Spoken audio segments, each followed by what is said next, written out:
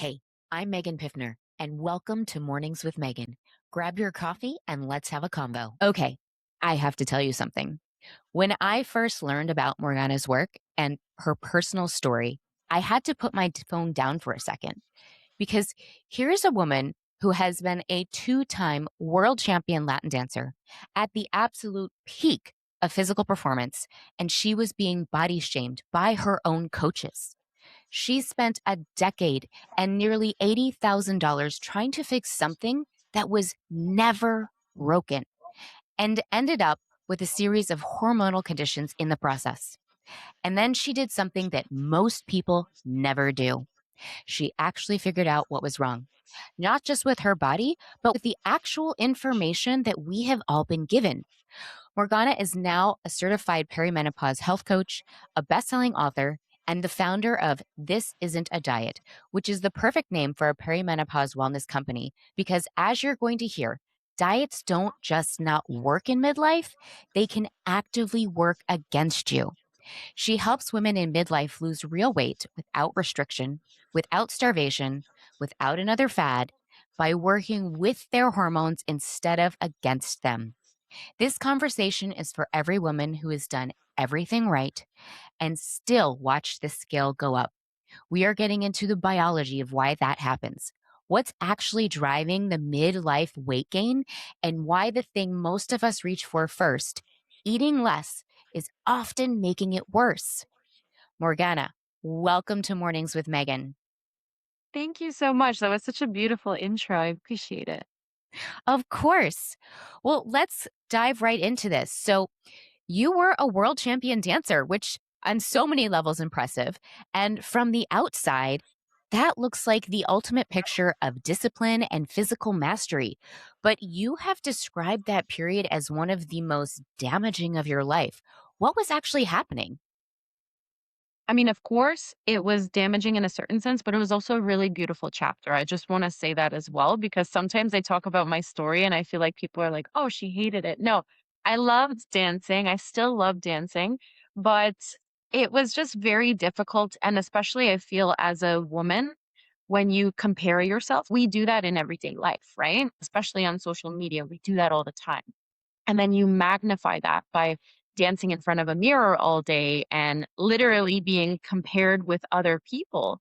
That can really get into your mindset. I always, when I was growing up, and I talk about this a lot in my book, I was always the youngest dancer. And so I would see the older girls, they would be pinching at their fat and like, oh, I need to lose weight. And I was still eating pasta, chocolate. I was, young. I was doing my thing and I had an amazing metabolism. And then obviously puberty hit and that changes things. But I told myself I never want to get to that point. So when I first heard that first comment of, oh, you need to lose weight, I took things to too much of an extreme. I think from that prior conditioning of everything, that's where I was essentially overtraining, waking up at 6 a.m. to hop on the treadmill. I was trying not to eat. I've done keto, juicing, shake diets, like everything, you name it. And I think just that constant jumping up and down on the scale and never actually seeing sustainable results, that was really getting the better of me. And I was still comparing myself to all these beautiful skinny girls who had the perfect dancer body. It's funny because when I speak to them now, they're like, oh my God, I feel exactly how you feel. So I think a lot of us feel that internally, dancer or not, and we have that comparison going on. So I think it was definitely a mental game and obviously also a physical game, which I had no idea what was going on with my body. I feel like that compare and despair really gets so many of us.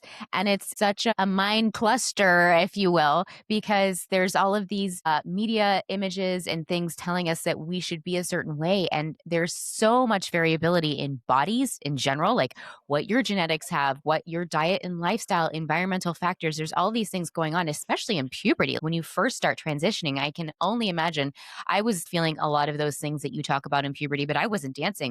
There wasn't a mirror in front of me. There wasn't this set of beautiful women that are all moving their bodies a certain way to compare against. So I can only imagine the magnification that that must have brought on you. Through the things that you talk about, you make a really strong case that restriction is actually making weight loss harder. And it sounds like you found this out from personal experience. Can you walk us through what's actually happening and what causes women to cut calories significantly? And then what is happening when their body is not responding? Mm. So I always talk about this diet culture loop. Basically, it's a feedback loop, and that's why we always start a new diet, right? Every couple of months. So it's basically you start a new diet and you have all this motivation, and a lot of diet culture is rooted in starvation and restriction and that eat less, move more mindset. So you can do that for a set period of time, but your biology will always get the better of you. So I always say that. Yes, we say mind over matter, but your biology is just so strong and it won't respond in the right way. And so then a lot of people will fall off track because they'll say, "Oh, I don't have enough willpower." And I'm for those of you guys who are just listening on audio, I'm putting willpower in quotation marks because it's not about willpower, it's just the wrong strategy. So they'll go into that and then immediately they'll start binging and then feeling really bad about themselves. And then that sparks again. They're like, "Oh, okay, I need to start a new diet." And then you restart that loop. So you're constantly going through this pattern of, oh my God, I feel really good. I'm starting to see results. I can't do this anymore. Guilt and shame. And then we're back on that spiral. So that's why it's not built to last. And when we seriously restrict our calories as women, so this whole eat less, move more mindset is rooted in male biology.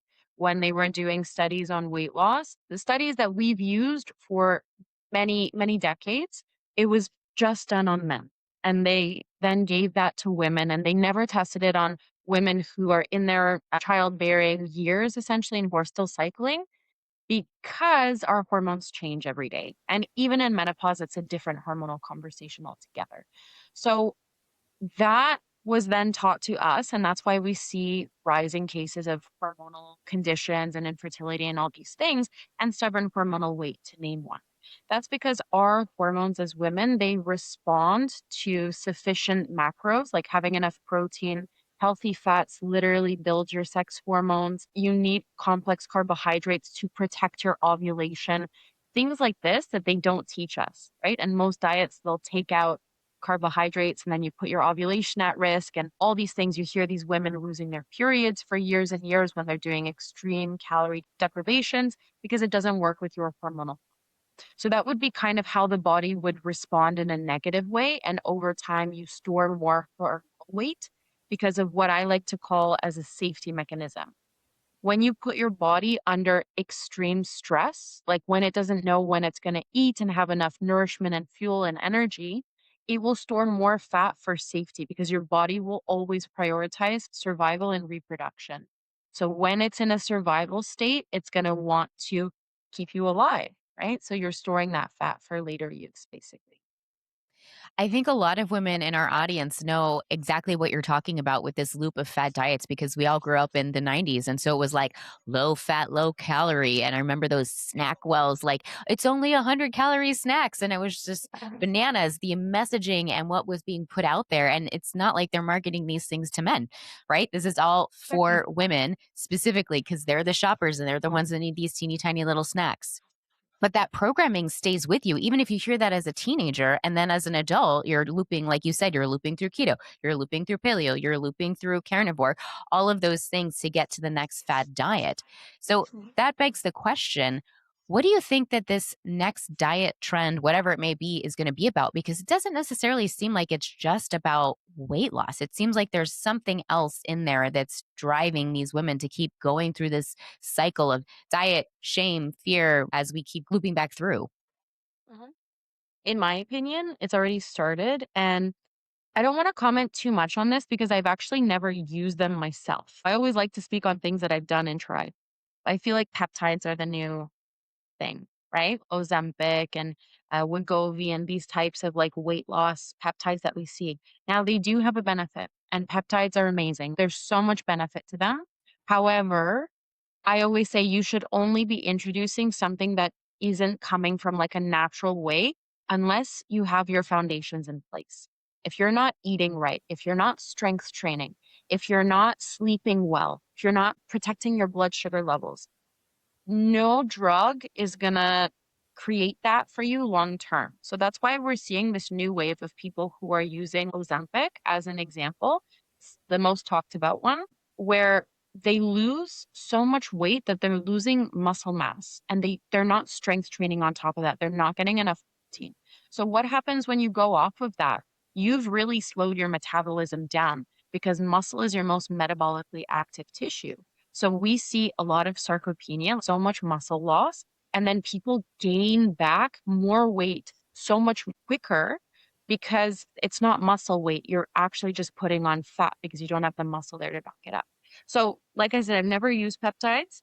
I do have some clients who have used it and we've worked together through it, but I always say caution with it and make sure you have your foundations in place before using them.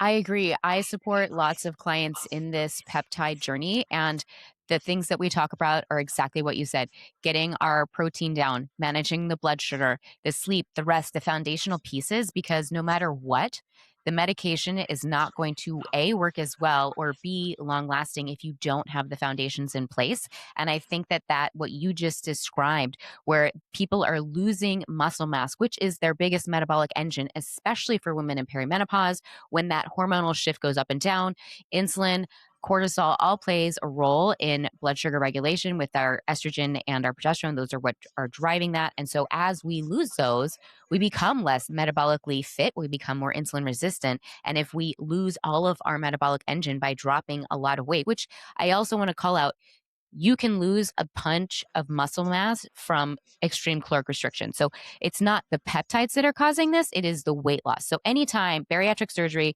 caloric restriction, or peptides, if you're losing a massive amount of weight and you're not managing, like Morgana was saying, with your strength training, managing your blood sugar, you lose that weight and it becomes more muscle than fat. And we know that there's a recent study that just came out of Harvard that's looking at this, and it's about 30% of muscle mass is what people are losing when they are on these peptides. So that is a big thing that people should be paying attention to. I want to take a quick second because I know that right now you are thinking of someone. Maybe it's your sister, maybe it's your best friend, maybe it's the woman in your life who has tried everything and is still frustrated. Send her this episode. Not because you have all the answers, but because sometimes what we need most is just to hear that our body is not broken.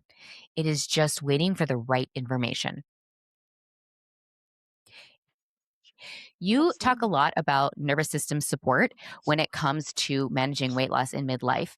And it seems like that for you and your clients that this is really a non-negotiable topic. When that is part of the puzzle, can you explain what that looks like and what changes when a woman is chronically in fight or flight versus when she is balanced and regulated? Absolutely. So I feel like this is such a sneaky one because we as women, especially if you're a high achieving woman, you're always in go, go, go. And that's the majority of clientele that I work with. I would say for myself, I'm the same. And so we just always do the do. And regardless of how we feel, I've had adrenal burnout sneak up on me and reflected in my labs. And I was like, I had no idea. I teach this stuff and I had no idea. It can be a really sneaky one, but it is a non negotiable because I always say the three main drivers of stubborn belly fat is one, that insulin piece that you were speaking so beautifully about. It can be estrogen dominance because it can go really erratic in the beginning stages of perimenopause.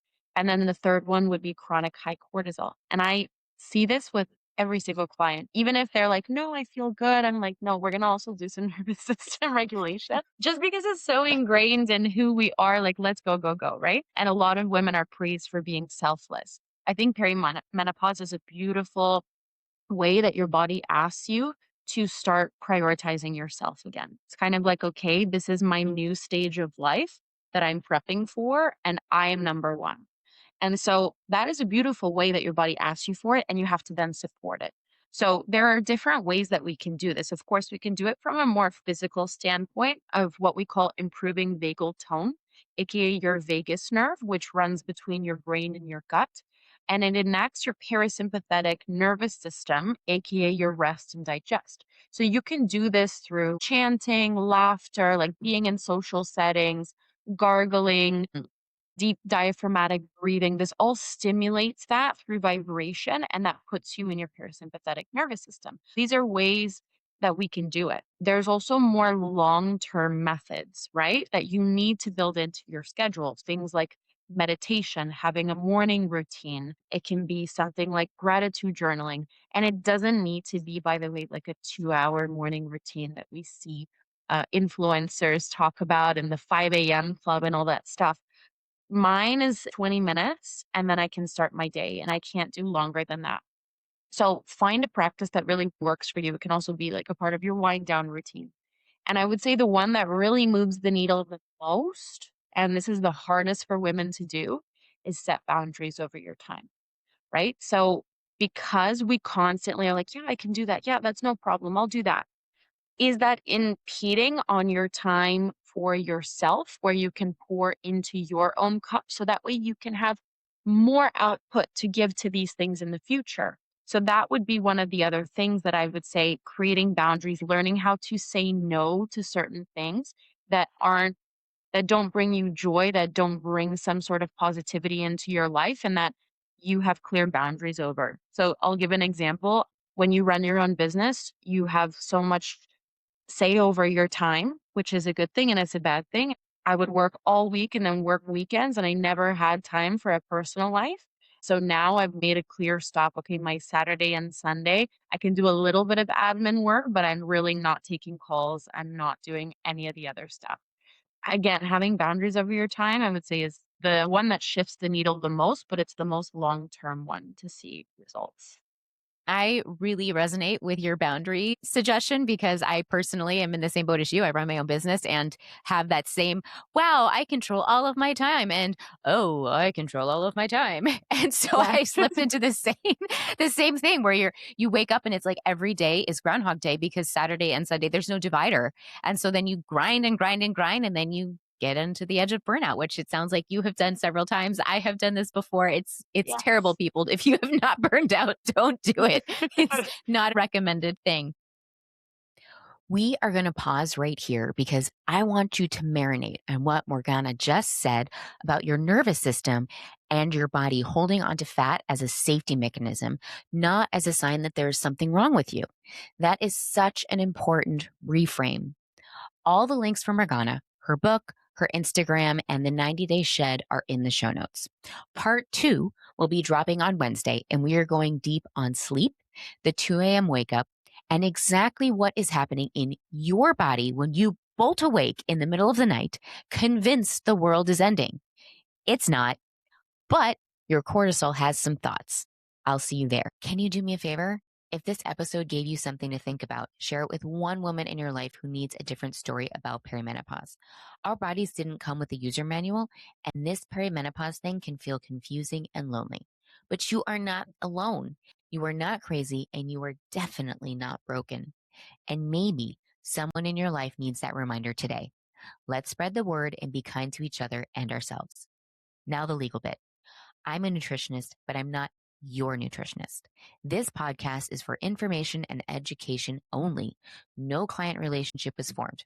Always seek medical advice when necessary. I'll see you next Wednesday morning.